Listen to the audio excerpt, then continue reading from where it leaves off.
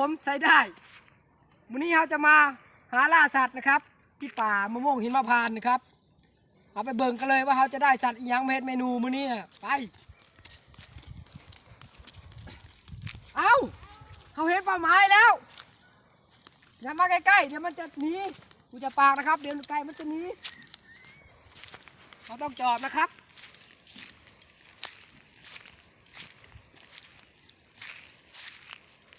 อย่าปากนะครับเดี๋ยวมันจะรู้ตัว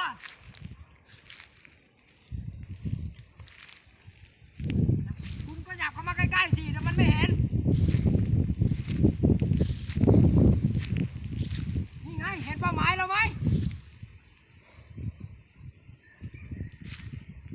มันรู้ตัวนะครับเดี๋ยวเราจะจับมันไม่ได้เราต้องจอดนะครับอ้าวมันรู้ตัวแล้วจับผมมาเลยเดี๋ยวเขาปลดอันนี้ก่อนเขาแล่นไม่ถนัดเดี๋ยวเขาจะบุกแล่นไปจับมันเลยนะครับคุณแนมมันดีๆนะเดี๋ยวมันจะไปเลยเรียบร้อยแล้วมาบอกใกล้ๆแล้วนี่อย่าให้เขารู้นะครับว่าเรามัดมันไว้แล้วไปเอาไปเห็นไม่รู้เลยตอนนี้เขาก็ได้สัตว์ป่ามาแล้วนะครับตอนนี้เขาจะกำลังดังไฟเพชรเมนู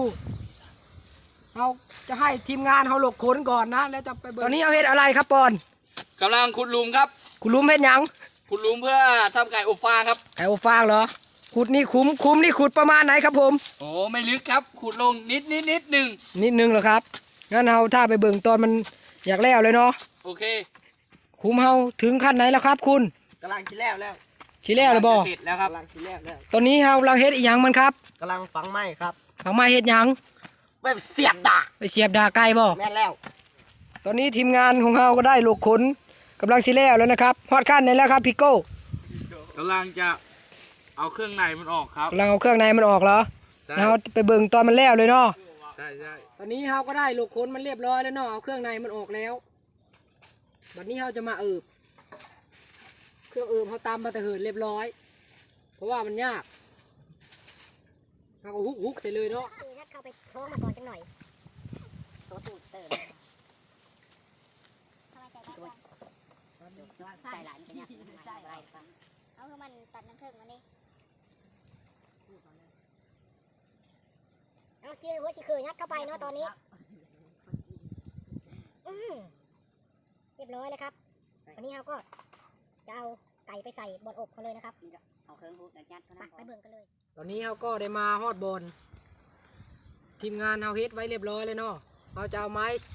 เข้าไปใส่เอาไก่เข้าไปใส่ไม้เลยเอาไก่เข้าไปเสียบไม้เอามาเบิ่งเลยว่ามันจะได้บ่ก็เสียบเข้าไปเลยนะครับจังหวะนี้เสียบมันไก่พันนี้เลยเสียบเข้าไปลึกๆหน่อยนะครับเดี๋ยวมันจะจุนั้นเฮาซ้ำนี้น่าจะได้แล้วเนาะทีมงานเฮาโกบเบิ่งดิได้บ่โอเคแล้วเนาะเรียบร้อยแล้วเนาะจังหวะนี้เขาก็เอากลุ่มกบใส่แล้วก็เฟืองมาใส่เลยเร็วตอนนี้เราจะให้ทีมงานเด็กกรมาจากเด็กไทยนะครับเฮ็ดว่ามันจะเฮ็ดเอาใดตอนนี้ทีมงานเขาก็ได้เอาเฟืองมาใส่เรียบร้อยแล้วนะครับเดี๋ยวเราก็ทำการจูดกันเลย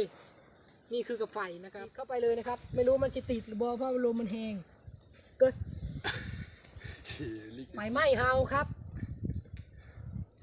จูด2เบิกมารู้ว่าไฟจะไหม้เถียงเฮาหรือเปล่าครับเพราะว่ามือนี้มันลมมากเลย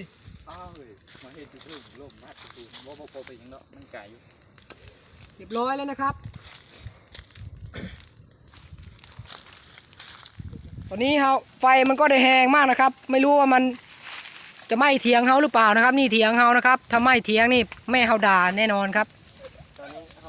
ยุบช่องเพราะว่ามือนี้มันลมด้วยลมแห้งมากเลยยึดช่องทันทีครับถ้าไฟไหม้เอาไปเบิ่งตอนมันหมดก่อนนะครับเดี๋ยวเราจะคุมไฟก่อนเดี๋ยวมันจะไหม้เถียงเฮานะครับนี้ไฟเฮาก็ได้หมดเรียบร้อยแล้วนะครับแต่ว่าไม่รู้ว่ามันยังร้อนอยู่หรือเปล่ายังจับไม่ได้นะครับเดี๋ยวเราต้องรอให้มันเย็นก่อนนะครับเดี๋ยวมันจะดาดมือเฮาเอาไปถ้าไปเบิ่งตอนเฮาเปิดเลยนะครับตอนนี้เฮาก็ ได้เอาเฟืองมันออกแล้วนะครับ มันเย็นแล้วเราจะมาลุ้นนำกันเลย เจ้าก็ต้องตัดต่ำกล้องลงนะครับ มันจะเห็นนะ หอมเห็นไหมหอม จ้าโอ้โหโอ้โหเป็นยังไงกัน โคตรชุด จะกินมาก โอ้โหโคตรสวยครับ โอ้โหหน้าแดกมากเลย มันที่ไม่ไหม้หน่อยนึงนะครับ มันสุกพอดีงามนะครับอยากเข้ามาเบอร์ใกล้ๆได้นะครับผมเดี๋ยวตอนนี้เราก็จะจิ้ม oh no พอนะครับที่เขาจะเห็นมันไหม้หลายนะครับเดี๋ยวนี้เขาก็จะซิมให้ท่านผู้ชมเบิ่งนะครับเนี่ยตอนนี้เขาอยู่กับนี่ครับหม่อมถนัดเด็กนะครับ ใช่ครับผมวันนี้ผมจะมาแดกไก่อบฟางครับ เขาจะตีให้หม่อมถนัดเด็กซิมเบิ่งก่อนนะครับ ถ้าตายก็มอมแดกตายก่อน เอาเลยครับผมมากเข้าไปนะครับก็ปิ่นไปทางกล้องสิเฮียนี่อร่อยไหม ครับ อร่อยแล้ว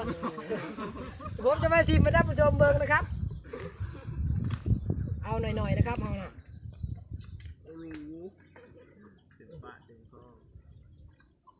นี่นะครับ